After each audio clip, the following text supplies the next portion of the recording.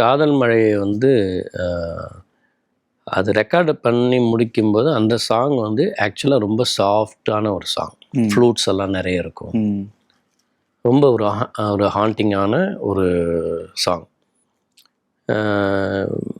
எல்லாம் முடிச்சுட்டு இந்த சாங் வந்து நானும் ஓகே பண்ணிட்டேன். அப்புறம் ஒரு 2-3 நாள் கழித்து பரத்வாஜ் சார் வந்து என்னை கூப்பிட்டார். சார் கொஞ்சம் வர முடியுமா ஸ்டுடியோவுக்குன்னு. அப்புறம் போனோன்னே இல்லை சார் அந்த சாங் வந்து நான் வந்து அப்படியே வந்து ஹெவி மெட்டலில் மாற்றி பார்த்தேன். நல்லா இருக்கிற மாதிரி இருக்குது, ரெகுலராக இல்லாமல் இருக்குது, கொஞ்சம் கேளுங்களேன்னு சொல்லிட்டு போட்டு காமிச்சார். ஒரு ஸ்ரீனிவாஸ் பாடினதை வந்து வச்சுக்கிட்டு அப்புறம் ஸ்ரீனிவாஸை கூப்பிட்டு தனியாக கொஞ்சம் இதுக்குன்னு மாற்றிட்டு பயங்கர ஹை பிச்சில் தான் ஆரம்பிக்கும். ஆமாம், இது கம்ப்ளீட்டாக ஹெவி மெட்டல் மாற்றிட்டார். பின்னாடி பேக்ரவுண்டில் அவ்வளோ கஷ்டப்பட்டு ஒரு நாள் முழுக்க ரெக்கார்ட் பண்ண ஃப்ளூட்டு, வயலின் எல்லாம் காணும். வெறும் ஹெவி மெட்டலில் அந்த சாங்கை வந்து இது பண்ணார். சார் இது கொஞ்சம் ஒரு பவர்ஃபுல்லாக இருக்கும் அப்படின்னாரு.